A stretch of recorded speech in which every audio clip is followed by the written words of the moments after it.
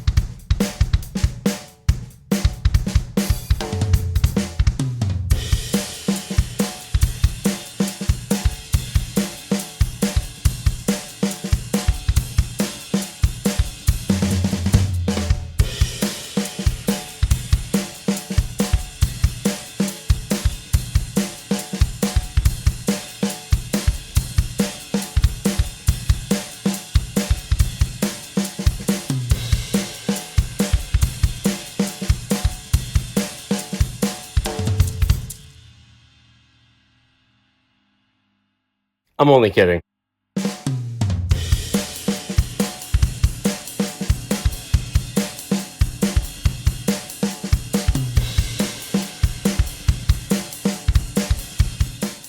Almost forgot Wolvie.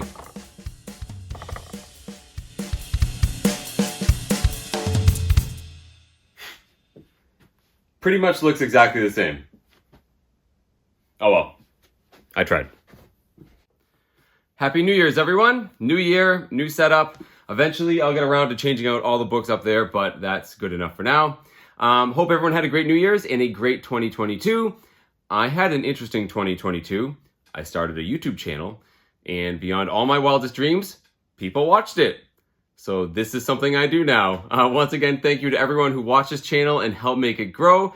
I'm planning on continuing to do this into 2023, and hopefully I can bring you even better content in this new year.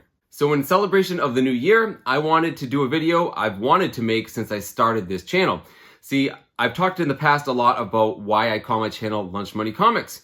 I was a poor kid when I was little, and I saved up my lunch money to buy comic books. I've never explained why, as an adult, I decided to start a YouTube channel on comic book hunting at the end of the summer of 2022. Well, here's why. I actually collect lots of things. In fact, I joke with my friends and family that comic books are the most boring thing I collect. Now, that's not to say they're actually boring. Obviously, I love them, and I'm guessing most of the people watching this love them too. What I mean by that is lots of people collect comic books, but not a lot of people collect the other stuff that I like. See, I love old history and science, and I've been collecting antiques and antiquities since I was a kid. Anything that has to do with, anthropology, science, medicine. I like old quack medical devices, war artifacts. I especially love natural history specimens. I love geological history. I collect rocks, minerals, fossils, meteorites. I collect old books. You name it, I collect it. And this room here, is sort of my comic book, gaming, music office. But that room over there looks like a 17th century cabinet of curiosities, essentially an old museum. And that's actually the reason why I go to so many flea markets and yard sales. But comic books were always sort of like my guilty pleasure. Whenever I go to these flea markets, I would, be looking for antiques, but inevitably I'd find some comic books and be like, ooh, I gotta go through those. I don't know what it was about 2022. Maybe it was, the comic boom of 2021, but I started seeing a lot more comic books than usual. And then I had a streak of about 4 to 6 weeks where every week I was going to flea markets looking for antiques, but I kept finding awesome comic books every single time I went out. And the more I kept looking, the more stuff I found. It was sort of a positive feedback loop. And lo and behold, by the end of the summer, I just had this incredible win streak of cool books. And that's when I decided, hey, maybe I could start a video on this. So I did some sort of test footage to see if I could make a video really quick and edit it. And, I posted it at the end of August 2022. I didn't tell anyone about it. And then right when I started the channel, someone posted a yard sale they were having down the street, and there was lots of comic books. I went there and hit like a mini jackpot, and I posted that online, and that's when the channel really started to take off. And it was great.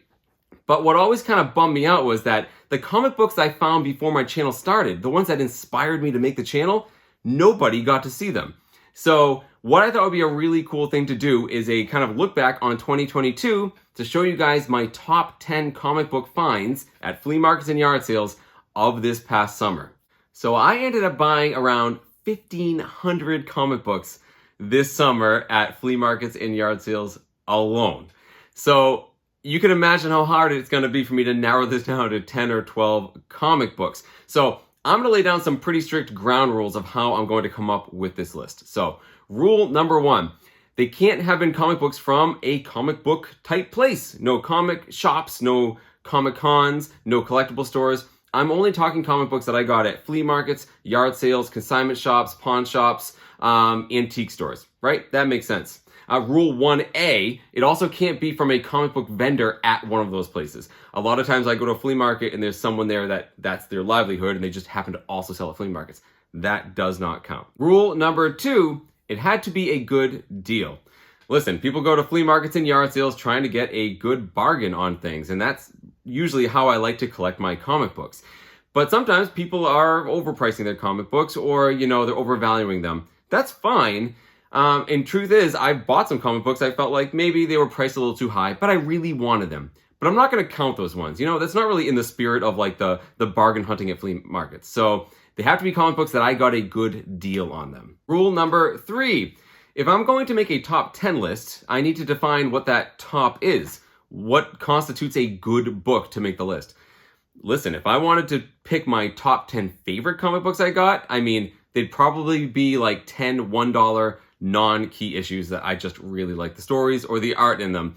But that's not interesting for YouTube. I think most of the people who want to watch this stuff, it's because they want to find things of value, right? Whether that's monetary value or it has some sort of comic book historical significance, like a key. Especially if we're talking about getting a good deal, basically we need to define like what it's worth. So that's what I've done. These are books that have some sort of like monetary significance, or they are essentially a key issue, right? I had to define them some way, guys, and that seemed like the most obvious way. The list I came up with is certainly not comprehensive. Like I said, I got like 1,500 comic books, and I think someone could go through all the books I got and come up with a completely different list. I had a really hard time going through these, and I just eventually just said, this is it. These are the books I'm picking, and left well enough alone. But that being said, I gave you guys my rules. I have every intention to break those rules several times going through this list, and you'll see what I mean. One more thing, I'll tell you what this list is not going to be. It's not going to be my top 10 purchases of 2022. That would be a very different looking list. Obviously, I bought some really big books in this past year, but there's nothing fun about that. This is in celebration of the start of the channel in 2022 and the great bargains I got at flea markets and yard sales. So without further ado, let's get to the list. So we're going to count down from 10 to 1, starting with number 10 on my list. I know I said all these books are from the summer of 2022. Well, this one's actually from like the spring. It was from a really early yard sale. I was there looking for old antiques. I looked down and saw this box of old like picture frames and newspapers, and inside there were about 8 comic books. None of them were in really great shape. Still, in retrospect, I feel like I should have bought all of them. Instead, I just got the one that I thought was the best, and I definitely think it certainly was. Here we go. It is X-Men number 100 from 1976, written by Chris Claremont, art by Dave Cockrum. And guys, as an X-Men collector, I freaked out when I saw this just laying there beat up in this box. Awesome comic book. It depicts the original team fighting the new team that had just been established, in Giant Size X-Men number 1. Of course, they're not really fighting. I think the old team is robots. But this is an awesome book just because it has, an iconic cover. It's the early appearance of the new team. It also goes right into the storyline of X-Men 101, first appearance of Jean Grey as the Phoenix, a book I got recently, and I paid $10 for it.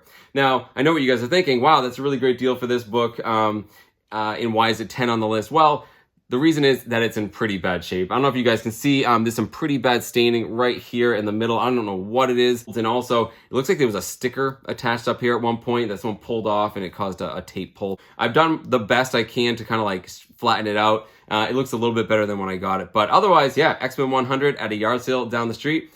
Absolutely. And, this is sort of the first gem that I found that really sort of kicked off my entire summer of cool finds. So number 10 is X-Men number 100. So number 9 on the list has a pretty cool story associated with it. I already told you guys I collect lots of antiques. Well, I have so many that not all of them make it out to display. I have boxes of stuff that I haven't taken out in years. And I had a box of old, like 100-year-old glass bottles, old oil lamps. I think I even had some like deer antlers in there. And I had nowhere to put them. I was trying to make some room. So I have a friend who has an antique place a couple towns away. And I brought him this box and I said, hey, can you sell this stuff? He said, sure. And settled on $100 for this box of old junk. But this guy also used to own a comic book store decades ago. And so he still dabbles in comic books, and he had some at his antique store. He had like 4 or 5. There wasn't many, but there were a couple I wanted. So I said, hey, give me some cash and I'll buy some comic books with the rest. So number 9 on the list is one of those books. It is Spider-Woman number 1 from 1978. Cover art by Joe Sinnott. Spider-Woman first appeared in Marvel Spotlight number 32 in 1976. And she had a slightly different costume. You couldn't see her hair. Well, this issue here, it's number 1 of her first ongoing series. It's also the premiere of her new costume with her hair flowing, which I think is the iconic look that most people think of Spider-Woman all through the 80s. This is also the issue where they retcon Jessica Drew's backstory. When she first appeared, I think they said she was actually a spider, an actual spider that was turned into a woman by the High Evolutionary. You find out in this book that that's crazy, and they sort of retcon it that she is in fact a human who gets those powers through, a radioactive spider. The biggest thing I want to take away with this one is that the condition of it is very high. It's in excellent shape, especially for having a dark cover. I always say I don't love slab books, but it wouldn't take much to persuade me to get this one slabbed. It's an awesome looking cover, and it's in excellent shape. This is easily over a 9.0. So very happy to get this one for essentially nothing. Most of those glass bottles I actually got from one of my friend's dads when I was a kid. And people give me stuff all the time. They know I collect weird stuff, so a lot of this stuff just makes it into the boxes. So I pretty much got it for nothing.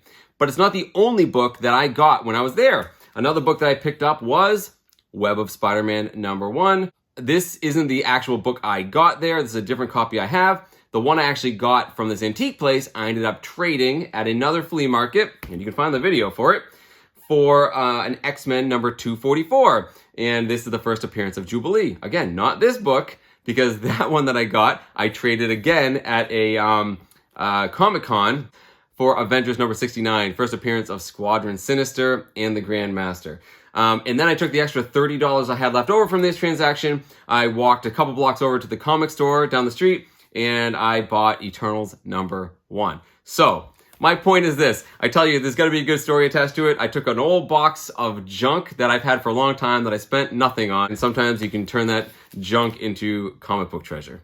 So continuing the trend of good stories, my channel really took off after like my 4th and 5th videos. I just started the channel. Someone posted online that there was a yard sale coming up where someone said they were selling old comic books. So I called this person out of the blue. They told me to go over right then, and I did, and they had awesome comic books. And, I pulled out a whole bunch of good ones that I thought were definitely worth buying. And this guy said, a really low number. Like, he did not know what they were worth. And I was honest and said, no, they're worth way more than that. So I paid him a lot more money, and then he invited me back, and I bought a lot more comic books. But there were a lot of comics at that garage sale that are worth talking about, and several more do show up on the list. But for the number 8 spot, I had a really hard time because there were a lot of candidates. So I'm going to show you 3 comic books right now, and I still haven't decided which one's the best. But here they are. Hold on a second. He had a big run of Spectacular Spider-Man, and these are the ones I've chosen to talk about for number 8. We have Spider-Man number 98. This is the first appearance of the villain, The Spot, which is the main villain in the Into the Spider-Verse movies coming out. But continuing that trend, there was also the first cover appearance of The Spot in number 99. I did not buy this slab. It was raw. Like I said, it was just laying there in a box, not bagged and boarded. There was also number 100, which is a really cool cover with The Spot. And there was also this one, number 101, really famous John Byrne cover with Spider-Man in the negative space. Now, I already owned all of these books, but like I said, these ones were in better condition. And the reason why I chose these books for number 8 is because these two, I love the cover so much, I sent them in to get graded. And as you can see, they came back with pretty good grades. They're not worth a ton of money, even in this grade. They're probably worth about $100 each. But I love the covers, and I think they're awesome. But hey, I said I would try to pick one book here, and although I could pick any of these books, and as cool as a villain as The Spot is, I'm going to choose this one. Spectacular Spider-Man 101. John Byrne's one of my favorite artists, guys, and I love this cover. It's really, really cool. So this is number 8 on my list, I guess, if I have to pick one. Like I said, all of these I basically got for a couple bucks each. If I was to actually put a price on it, again, it was a lot, but a couple bucks plus grading, I think I got a great deal on this book here. So these next couple of comic books I got before I started my channel, so I've never showed them before, and I'm pretty excited to show them to you. As I mentioned earlier, we were moving out my great aunt, and as we were clearing out the house, we kept finding old like coins, old silverware, things like that, and I've been selling stuff throughout the summer, and one of the places I was doing that is like a gold and silver like pawn shop that's kind of close to my house, and it happened to be my lunch break. I didn't have much time, so I scooted over there as fast as I could to try to sell this stuff. And I just mentioned offhandedly, like, hey, do you ever find comic books? Let me know. And he goes, hey, I just got some in. And he pulled up a box and he hadn't gone through them. They were all loose. He wanted $200 for this entire box. I was in a rush, didn't want to go through them all, but there was a stack of Marvel comics. And there was about 12 of them, and I just grabbed them and I looked through, and there was one comic book that I really wanted among all the others. And I made a deal for the stack of comic books for $100. Now, before I show you the comic book that's number 7 on my list, I'll show you some of the other books that were in there. We had a Captain Marvel number 33, The Origin of Thanos. I love the way Jim Starlin draws Thanos. He looks super sinister and scary. Really cool book. I read this one because it's Thanos' backstory. It's awesome. But there were 2 books that I really wanted more than the other ones, and they were 2 X-Men books. I'm a huge X-Men fan. One of them is this. This is X-Men number 22. Has Count Nefaria on the cover with some of his Anti-Men. You see the porcupine right there. Really early X-Men. Yeah, all day. I love getting these. But the book that's number 7 on my list is this one. This is X-Men number 28. And this is from 1966. And this is the first appearance of Banshee. I love my X-Men, and I love the first appearances of the X-Men. I collect them. So I needed to have this book. This is the reason why I got all of these books. It's not in great shape. It has color breaks everywhere. There's a tear up here. This comic book is not in great shape, but I'm happy to have it. Like I said, there were about 10 or 12 comic books in there. I paid $100, so I got them all for less than $10. But this one here is number 7 on my list. But number 6 on my list is another book that was in that lot. Like I said, I was in a rush. I only glimpsed this book. I thought I knew what it was, but I wasn't entirely sure until I got back in the car. This is a really great book, guys. This is Strange Tales number 169. This is from 1973. And of course, this is the first appearance of Jericho Drumm, aka Brother Voodoo.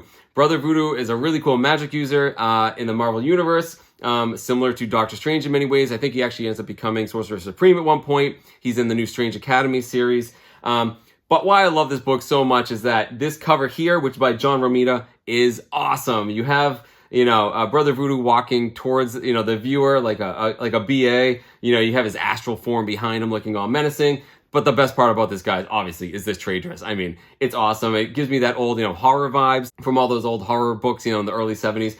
Awesome, awesome book. And you can tell from the front that this book is beautiful. It's in great shape. Well, that condition stops after the cover. I don't know what the kid was doing when he was reading this in the early 70s. I think he was eating chocolate because a lot of the inside pages have some sort of foreign food substance on them. Also, the back cover was pretty brittle. These books were just tossed in a box, guys. And the back of this cover kind of got beat up. And when I got home and was unfolding a piece, the corner came off. It was that brittle. Just the top corner of the dog ear came right off. Kind of bummed me out. I did give this to Comic Spa, who was able to clean it up quite a bit and press it. It had a lot more wrinkles and creases in it that are now gone. So it presents really, really great.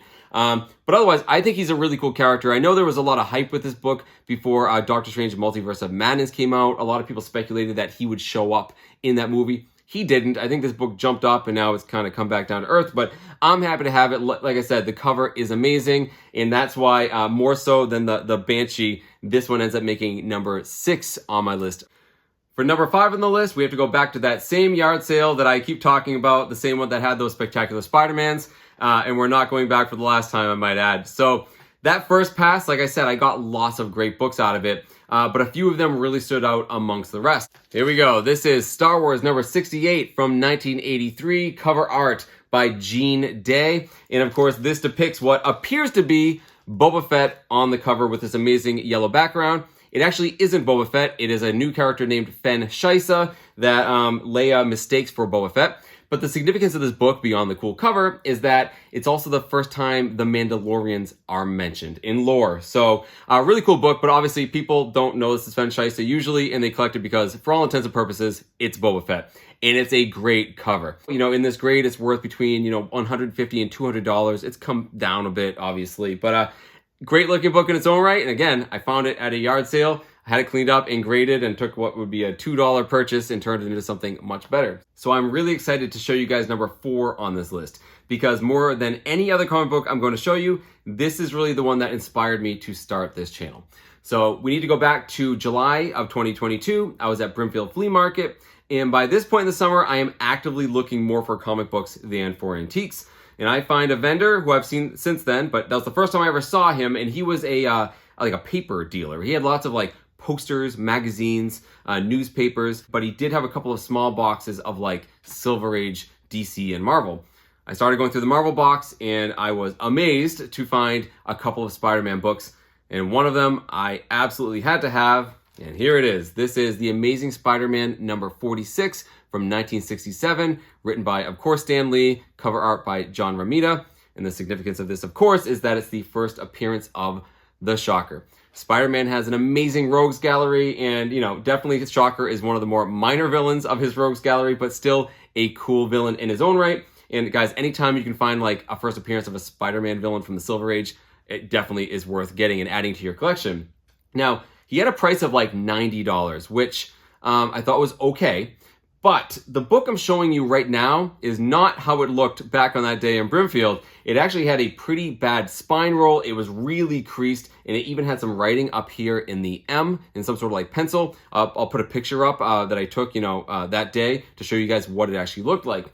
And I was able to talk him down to $60. Now, I know I said in the beginning that, these books had to be a good bargain. That was one of my rules. I felt at the time that was actually pretty good. I thought this was a really low grade, like a 1.5 or a 2. So I was actually pretty happy with the $60. But my local comic book shop had kept talking about this guy who's really good at cleaning and pressing. And for me, the big thing was, I want to see if that date could come out. It kind of looked like pencil. So I brought this book to the local comic store on a Wednesday, new comic book day. And, I asked the owner, I'm like, hey, who is that guy that you always talk about that cleans this stuff up? And he goes, he's right there. He just walked out. So I ran outside and I flagged the guy down, and it was Jeff from Comic Spa. I talk about him all the time. I showed him the book, and he's like, yeah, I think I can work on that. So I gave it to him, and when he gave it back to me, it looked so much better. He got rid of the roll, which is the big thing. Everything was the pages were all justified. He got rid of all the creases with that pressing, and he was even able to get rid of that, whatever that mark was up in the M. I was very amazed, and not only did that start my relationship with him professionally in terms of cleaning up my books, but also a friendship. I'm friends with Jeff now. We talk all the time. So that was another reason why I like this book. It's the first one he worked on for me. But it was also the first time I realized, wait a minute, I can find these books at flea markets. Whether I clean them up or not, there's a story there and there's a value there, and I can talk about that on YouTube and people would like it. In this book, when I got it, it was probably a 1.5 or a 2 in my mind. And Jeff posted pictures of this on the CGC forums, and the consensus was that it's a 4. I think it might actually be higher than a 4. I think it presents amazingly well for what it is. So I think this is probably a $200 book. So yeah, I was into it for a little bit of money in the beginning, but it's definitely worth a lot more. And guys, I don't care what the value is. It's the first appearance of a Spider-Man villain, Silver Age. I love this comic book. I mean, this one's easily number 4 on the list simply because of what it means, I guess, to the history of this channel and me starting it. So thank you very much, Amazing Spider-Man number 46. Very cool book. So number 3 on the list isn't really a comic book per se. It was late summer, early fall, and I was hitting yard sales in my town. And I had a list of about 5 or 6 that I wanted to go to. And the first 5 I went to, absolutely nothing comic book related. But the last one I went to, I had pretty high hopes for because this person had posted online pictures of the stuff they were selling, and there were lots of toys, collectibles. Some of it was, comic book themed. So I went there, and sure enough, the driveway's full of toys. But he also had a shed, and in the shed there were lots of action figures, but also more traditional antiques. So when you see comic book related stuff like this, you ask, hey, do you have any comic books? And he said no, but he did have something that I might find interesting. So he gave me a Ziploc bag, and inside were 3 brochures, and all of them were oil and gasoline related advertisements. Two of them, pretty straightforward, Kanoko motor oil advertisements. But the third one was a brochure that was like a fictional interview between someone called the Red-Headed Reporter and a Kanoko scientist about this Entane gasoline. But what was so cool about it was that on the back cover and on several pages within it, there were pictures of Superman. And, there were attributes like underneath it saying like hushed power, effortless acceleration, things that apply both to this like Entane gasoline and Superman. I asked him how much, and he said he got it for $10 in an auction and he would sell it to me for $10. So I said, cool, I'll get it. I thought I'd go home and find out what this was immediately. Well, I couldn't. All I could find was that, DC had a deal with Kanoko to license their characters for advertisements. And this happened throughout the 40s and the 50s. But I could not find an exact example of this brochure other than similar things to it were from the early 1940s. Superman starts in 1938. Early 40s, we're looking at like, Superman's only 5 years old for this publication. So I thought it was pretty great, and I actually talked about it on my channel, appealing to all my viewers to tell me more about it. And I got lots of great tips, but I never had like that definitive, here is the actual brochure, this is when it's from, and this is what it's worth. So I started carrying it around with me to comic book shows, hoping to find someone who knew about it. And at one of these shows, the Western Mass Comic Book Show, one of the vendors there, Matt, a guy I've talked about many times on this channel, he saw it and he said, wait a minute, let me see that. And he always goes on like the heritage auction sites. He took a picture of it, and within 1 minute, he was able to do what I couldn't do in 2 weeks. He was able to find an exact copy of this brochure that had sold recently. The difference was this brochure had a huge ripped corner on it, and mine was like in almost mid shape. And the one he showed me had sold for $200. So I was like, hey, that's pretty cool. What should I do with it? And he said, hey, if I were you, I would throw it on eBay for $300 and see if someone bites. That's exactly what I did. It was like 11 o'clock at night. I took some pictures, posted it on eBay, and went to bed. The next morning I woke up and saw that, only a couple hours after I posted it, someone did bite, and they gave me a best offer. Long story short, I don't have the brochure on me right now. I'm showing you guys pictures because I did sell this brochure, and we ended up with a price of $250. So I took a $10 find at a yard sale in my hometown and turned it into $250. So even though it's not a traditional comic book, I'm putting the Kanoko Superman pamphlet as number 3 on my list, simply because it was a really early Superman publication I found in the wild at a yard sale, and hey, it was something I was able to flip really quickly and make a pretty good profit on. So for number 2 on the list, we need to go back to that same garage sale, the one that just kept on giving. So I'm going through all those boxes, and the owner is like, hey, you missed a box. So I went over to the last box, and every other comic book was excellent, but one stood out amongst the rest. I'm going through, I see the black leg sticking out. I knew exactly which book it was. Everyone knows what this is, right? This is Secret Wars number 8 from 1984, written by Jim Shooter. Amazing, iconic cover art by Mike Zeck. And of course, the significance of this is that it is the origin of Spider-Man's new black suit, which ends up turning out to be an alien symbiote and eventually turns into the character Venom. I already had a copy of this. It's actually a newsstand, but it was pretty beat up. So I'd always been like wanting to have a better copy of this. So you can imagine my surprise when I found it, not only, just laying in this, box in a garage sale, unbagged and boarded, but also in remarkably good shape. So I gave this to Comic Spot to fix up, and I decided to grade it. And the biggest reason I wanted to grade it was, quite honestly, CGC was offering this custom label, which, is the cover, obviously. And obviously you see it came back as a 9.4. Pretty great. Most of the points off in this is actually from like a 1 or 2 millimeter tear on the spine. I mean, you can't even see it in the slab. When you look at this thing, it looks like a 9.8. It's fantastic. And again, I don't love slab books, but I already have one of these in the raw. It's a great presenting book on the shelf. I'm ecstatic it came back as a 9.4. This is also, incidentally, the book that elevated the stack of comics I had at this garage sale and made me realize I had to pay this guy a lot more than what he was asking. In fact, I had to explain to him why this was worth money. He didn't really get it. So again, I still got a great deal on it. I'm really happy to add this to my collection, and that's why this iconic book is definitely number 2 on my list of best yard sale and flea market finds. Awesome. Which finally brings us to number 1 on the list. Listen, guys, I told you in the beginning with the rules that I would inevitably break them, and I'm about to right now. Because the truth is, I couldn't pick one book for the number 1 spot. It's impossible. And if you were to put me on the spot and really ask me, what was the best purchase you made in 2022? That's easy. it was 800 comic books from the same guy. I bought several of those books I just talked about, including that Secret Wars 8. See, what happened was I went there and I picked out like 50 comic books. I ended up paying him $100 for that stack, mostly because of that book right there. But he still had hundreds of comic books that he was planning on selling at his garage sale like the next day. And so he said, I want to try to sell these at the yard sale, but if there's anything left, do you want me to give you a call? I said, sure, I'd be interested in looking at the rest.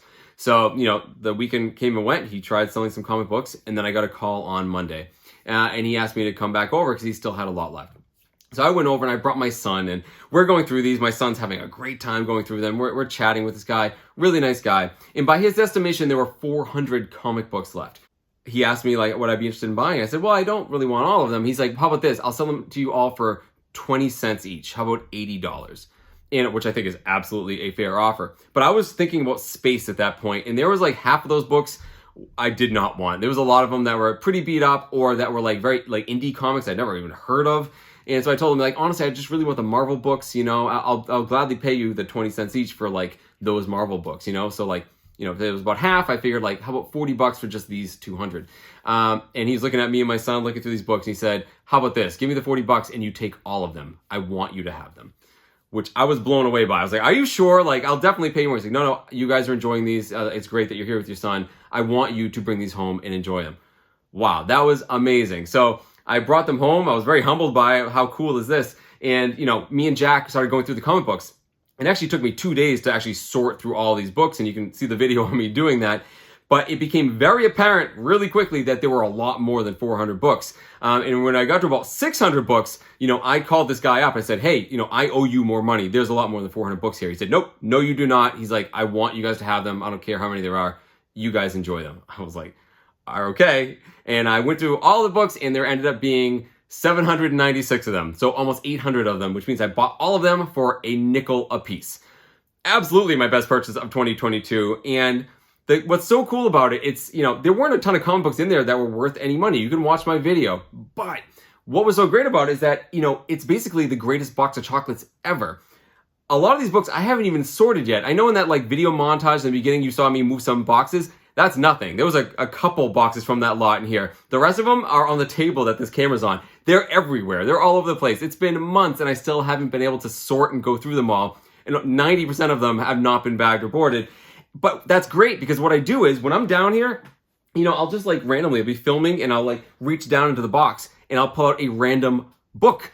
And, one I pulled out the other day was like a Spider-Man annual from the 80s where like Scorpion kidnaps J. Jonah Jameson's wife. And half this book, and it's a giant-sized book, is Spider-Man fighting the Scorpion. And it's awesome. And I pull out stuff I've never even heard of, like crazy like alien and horror books that from publishers I've never heard of. And they're wicked cool too. And I do this all the time, guys. From someone like me who grew up as a poor kid, the idea that I could have boxes upon boxes upon boxes of comic books to read and enjoy, I would just blow my mind, especially how cheap I was able to get these. I have no intention to sell these comic books anytime soon. I am fully enjoying them, and so does my son. He comes down here and he'll reach in and pull out a comic book and we'll read it together. I know I've talked about this on my channel in the past, but I feel like with the modern state of the hobby where so much of it is based on like the speculation market or the investment aspect of the hobby, that we collectively are sort of forgetting what comic books are about. It's about the stories. It's about the art. And even for someone like me who has that sentiment, I mean, like I have some pretty expensive books back here. So even for me, like seeing all of these, worthless comic books everywhere, is a great reminder that the value in comic books isn't necessarily a monetary one. It's in how much you enjoy them. And, that's a concept I'm trying to instill on my son. So for all of those reasons, I know it's a cop-out, but 800 comic books for a nickel a piece makes this by far and away the best purchase of 2022 for me. Comic books or otherwise, an easy number one, guys, and that's the truth. So there you go, guys. That was my top 10 or top 810 comic book purchases of 2022 at flea markets, yard sales, and other non-traditional comic book locations. Let me know down in the comments which one of those you liked the best. Feel free to hit that like button and to subscribe. You can find me on Instagram under Lunch Money Comics IG. In the meantime, I hope you keep finding comic books in strange and unusual places because, as you can see, you can find some pretty great stuff. Thank you guys so much for watching, and I hope you have a very happy new year.